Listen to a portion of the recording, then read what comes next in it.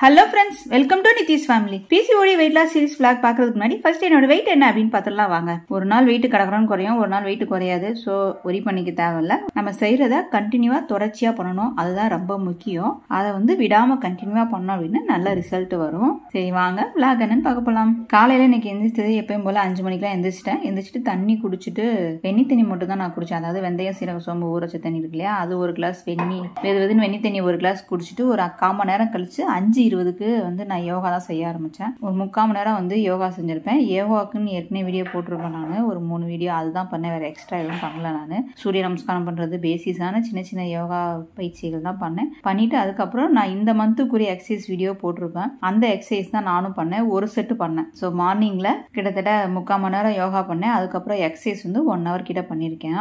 7 மணி வரைக்கும் எக்ஸசைஸ் பண்ணேன். நான் ஸ்டார்டிங்ல எக்ஸசைஸ் பண்றவங்க ஹெவியா எக்ஸசைஸ் பண்ணணும்னு அவசியம் கிடையாது. ஃபர்ஸ்ட் வாக்கிங் போய்க்கலாம், அதுக்கப்புறம் மெதுவா கொஞ்சம் கொஞ்சமா எக்ஸசைஸ் பண்ணலாம். இந்த எக்ஸசைஸ் அப்படின்றது நான் ஏற்கனவே 20 எக்ஸசைஸ் போட்டிருப்பேன் இந்த PCOD விளாக் ஆரம்பிக்கும் போதே. அது எல்லாருமே பண்ணலாம், ரொம்ப சிம்பிளா இருக்கும். ஆனா பெனிஃபிட் செமையா இருக்கும். ஆனா கண்டினியூவா தொடர்ச்சியா பண்ணுங்க, அதுதான் ரொம்ப முக்கியம். இன்னைக்கு என்னோட யோகாவும் சரி எக்ஸசைஸும் சரி நான் சூப்பரா ஃபினிஷ் பண்ணேன். மணி 7:30 ஆகுது. நெல்லிக்காய் ஜூஸ் எடுக்கிறேன். என்ன உன்னையெல்லாம் வாக்கிங் கூட்டு போக முடியாது. மழை பனி இதில் பார்க்க கிளியராக இருக்குது. நல்ல பனி, நல்லா மழை பெஞ்சிருக்கு. ஆக்சுவலாக 6 மணிக்கே வெளியே எட்டி பார்த்தான். ஒரு 6 இருக்கும். சரி வாக்கிங் போகலாமே அப்படின்னு வெளியே எட்டி பார்த்தா பயங்கர மேகமாக இருந்தது. மழை வேற தூரிக்கிட்டே இருந்தது. ஸோ என்னன்னு தெரியல, மெட்ராஸில் காலையில் 6 மணிக்கெலாம் மழை பெய்யுது டெய்லி 2-3 நாளாகவேவும். அதனால் வாக்கிங் போக முடியாதுன்றதுனால வீட்டுக்குள்ளேயே உட்காந்து எக்ஸசைஸ் பண்ண ஆரம்பிச்சிட்டேன். 7 மணி வரைக்கும் எக்ஸசைஸ் பண்ணிட்டு ஒரு 1/2 மணி நேரம் கழிச்சு தான் நான் ஆம்லா பொடி போட்ட ஜூஸ் எடுத்துக்கிறேன். ரிலாக்ஸாக ஒரு 7:45 வரைக்கும் அந்த ஜூஸ் குடிச்சிட்டு அதுக்கப்புறம் சமையல் வேலைக்கு போயாச்சு. காலையில் டிஃபனாக இன்னைக்கு எடுக்கிறது ஒரு தோசை தான் எடுத்துக்கிறேன். நான் எண்ணெய் ஊத்தாம அப்படியே ஒரே ஊத்தாப்பு மாதிரி எடுத்துருக்கேன். இதுல வெங்காயம் கேரட் போட்டு மிளகு மேல தூவி அப்படியே எடுத்திருக்கேன். இந்த தோசை அப்படின்றது சிறுதானிய அரிசி பாதி சேர்த்திருப்பேன். ரேஷன் கடையில் வாங்கின இட்லி அரிசியும் சிறுதானிய அரிசி பாதியும் சேர்த்த தோசை மாவு தான் இது.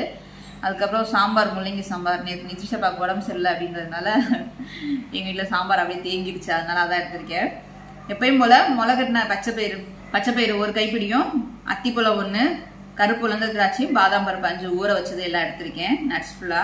காலையில சாப்பாடு மேக்ஸிமம் ஒமிட் பண்ற மாதிரி பண்ணாதீங்க. இன்டர்மிட்டன்ட் ஃபாஸ்டிங் இருந்தாலும் நீங்க தூங்கி எழுந்துச்சு ஒரு 3 மணி நேரத்துக்குள்ள இல்ல ஒரு 4 மணி நேரத்துக்குள்ள உங்களை காலையில சாப்பாடை எடுத்துக்கோங்க. ரொம்ப முக்கியம் காலையில சாப்பாடு. லேடிஸ்லாம் குளிச்சுட்டு தான் சாப்பிடணும் அப்படின்னு நானும் ஒரு மைண்ட் செட்ல ஒரு காலத்துல இருந்தால்தான் வீட்டு வேலைலாம் செஞ்சுட்டு குளிச்சுட்டு 12 மணிக்கு தான் மத்தியானம் சாப்பாடே சாப்பிடுவேன்.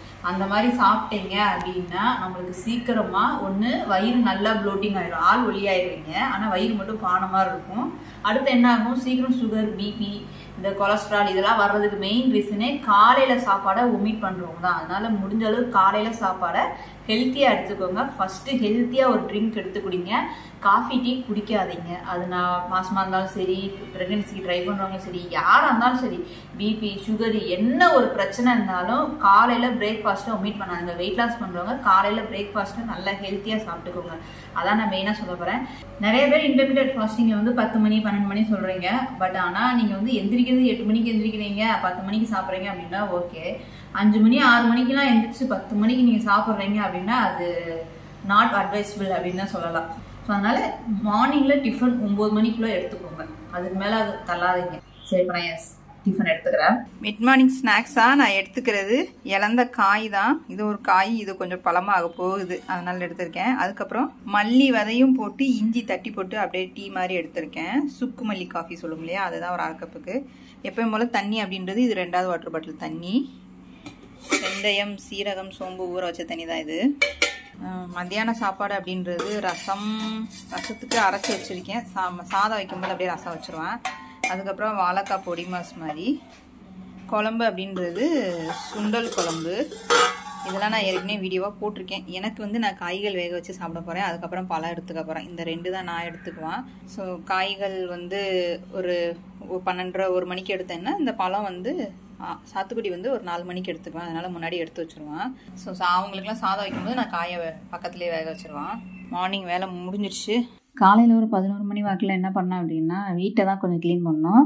ஸோ ட்ரெட்மில் இருக்க எங்கள் வீட்டில் வந்து ஏர்பிடிட் இருக்கு, சைக்கிளிங் இருக்கிறதுனால நிதிஷ் நான் இதை ஓட்டுறேம்மா, வெளியே மழை பெய்யுது போக முடியல அப்படின்றதுனால சரி அது வந்து ஹாலில் அவனுக்கு தகுந்த மாதிரி டிவி பார்த்துக்கிட்டே ஓட்டணும் அப்படின்னா அந்த மீன் தொட்டியை கொஞ்சம் மாற்றிட்டு சோபாவை ஜன்னல் பக்கத்தில் இந்த சோபாவை எடுத்து ஆப்போசிட்டில் போட்டுட்டு அந்த இடத்த கொஞ்சம் ஃப்ரீ ஆக்கிட்டோம் அப்படின்னா அங்கே நான் வந்து ட்ரெட்மில் வச்சுக்கலாம் இல்லையா. அதனால மீன் தொட்டியை முதல்ல நகட்டிட்டு அங்கே அடியில் கொஞ்சம் குப்பையாக இருந்தது, அதனால தூத்துட்டு நல்லா தொடச்சிட்டு எந்த ஒரு பொருளையும் மாதத்துக்கு ஒரு நகட்டி பாருங்க, கண்டிப்பா அதுக்கல்ல தூசி இருக்கதான் செய்யும். அந்த தூசி குப்பை எல்லாம் தூத்துட்டு அதுக்கப்புறம் மாஃபிங் போட்டு அந்த இடத்தையும் நல்லா கிளீனா தொடச்சிட்டு கொஞ்சம் காய வச்சுட்டு அதுக்கப்புறம் நிதிஷ் சைக்கிளை கொண்டு வந்து அங்கே வச்சான். அதனால கொஞ்சம் மாறினது, கொஞ்சம் டிஃப்ரெண்டா இருந்தது. நிதிஷும் டிவி பார்த்துக்கிட்டே ஜாலியா வந்து சைக்கிள் ஓட்ட ஆரம்பிச்சாரு. அப்படியே சும்மா உட்காந்துக்கிறதுக்கு டிவி பார்க்கும்போது அப்படியே சைக்கிள் ஓட்டிக்கிட்டே டிவி பாருடா அப்படின்னு அவனுக்கும் அது ஒரு என்ஜாய்மெண்டா இருந்தது. ஸோ அதான் பண்ணிட்டு இருந்தான். நான் வந்து அதுக்கப்புறம் வந்து வீடு தூத்து வரைக்க ஆரம்பிச்சேன். ஸோ வீடு வந்து திங்கக்கிழமை தூத்து வரைக்கல, ஞாயிற்றுக்கிழமை நிதிஷ் நான் எல்லாம் சேர்ந்து கொஞ்சம் கிளீன் பண்ணி தொடச்சோம். அதுக்கப்புறம் சரி அதனால இன்னைக்கு புதன்கிழமை கொஞ்சம் ஃப்ரீயா அந்த மாதிரி இருந்ததுனால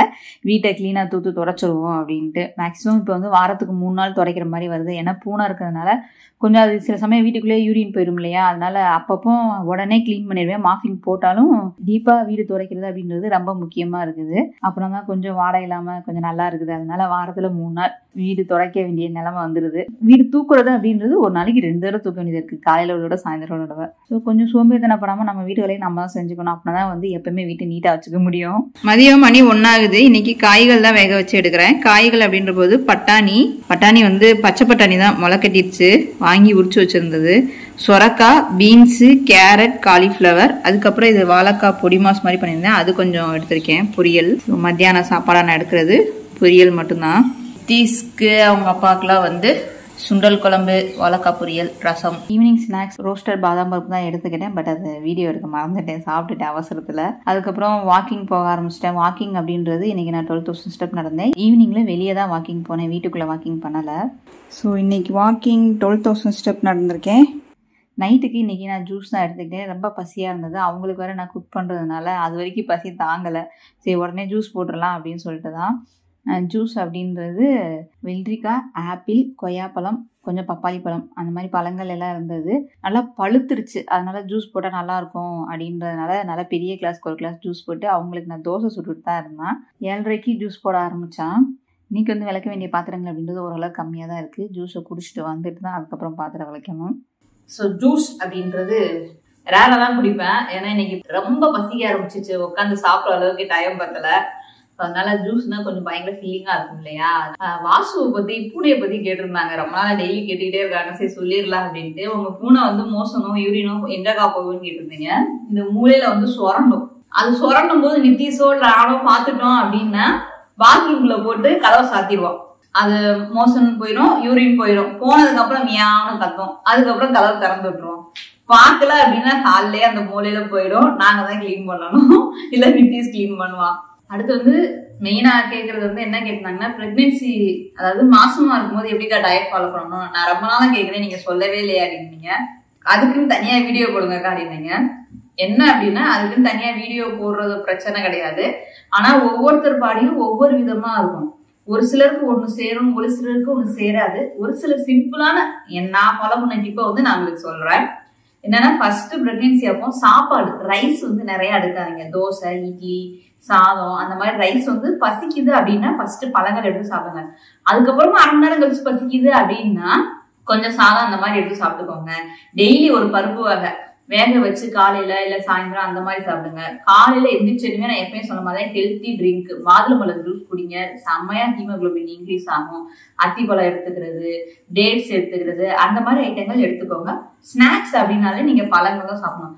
மாசத்துக்கு ஒரு எப்பயா ஆசையா இருக்கு அப்படின்னா கடையில வாங்கி சாப்பிடுறது ஓகே. அதே மாதிரி பேக்டு ஐட்டம், எந்த பேக்டு ஐட்டமும் சாப்பிடாதீங்க. கண்டிப்பா அது ப்ரிசர்வேட்டிவ் சேர்த்திருப்பாங்க. கிட்டு போகாம இருக்கிறதுக்காக கெமிக்கல் சேர்க்கதான் செஞ்சிருப்பாங்க. அதனால தயவு செய்து எந்த ஒரு பேக்டு ஐட்டமும் வாங்கி சாப்பிடாதீங்க. எந்த அளவுக்கு ஹெல்த்தியா சாப்பிட முடியுமோ அந்த அளவுக்கு நீங்க ஹெல்த்தியா சாப்பிட்டுக்கோங்க.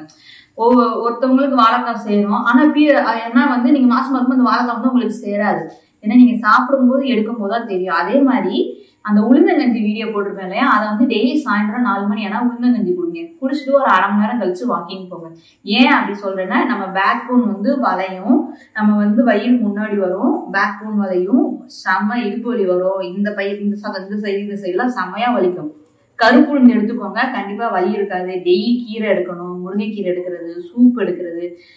நான்வெஜ் நல்லா எடுக்கலாம், ஆனா மட்டனா எடுத்துக்கோங்க. நாட்டுக்கோழியா உங்க வீட்டுல வளர்த்த கோழியா எடுத்துக்கோங்க.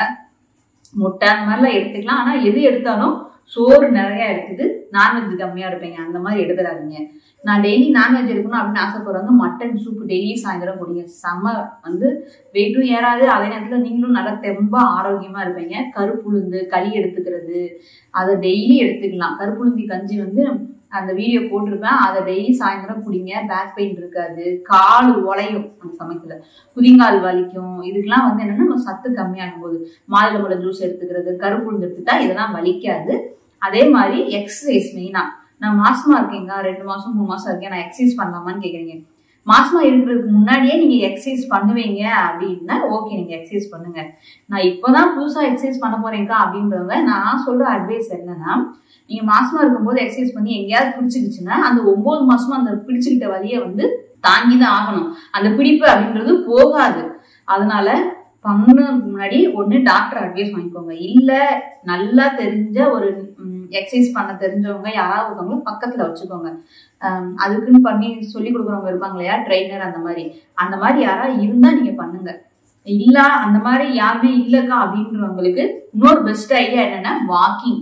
காலையில 1 மணி நேரம் போகலாம், ஈவினிங் 1 மணி நேரம் போகலாம். அது மாதிரி மாசமா இருக்கும்போது 10,000 ஸ்டெப் பினிஷ் பண்ணலாமான்னு கேக்குறீங்க. கண்டினியூவா 1.5 மணி நேரம் நடக்காதீங்க. அது குதிங்கால் வலி வலிக்கும், முட்டி வலிக்கு வர ஆரம்பிச்சிடும். ஏன்னா நம்ம ஃபுல் பாடி வெயிட் தாங்க முடியாது. அப்ப என்ன பண்ணிக்கோங்க, ஸ்ப்ரெட் பண்ணிக்கோங்க. காலையில 3/4 மணி நேரம், சாயந்தரம் 3/4 மணி நேரம், ராத்திரி 3/4 மணி நேரம் சாப்பாடு சாப்பிட்டு கொஞ்சம் கொஞ்சமா அப்படியே நடந்துகிட்டே இருங்க. அந்த மாதிரி பண்ணுங்க. வெயிட் ஏறவும் ஏறாது, நீங்களும் ஹெல்த்தியா இருப்பீங்க. டெலிவரிக்கு ரொம்ப ஹெல்ப்ஃபுல்லா இருக்கும். முடிஞ்ச அளவு சூரிய நமஸ்காரம், பட்டர்ஃபிளை போஸ் அந்த மாதிரி பண்ணலாம். ஆனா ரொம்ப ஸ்லோவா பண்ணுங்க.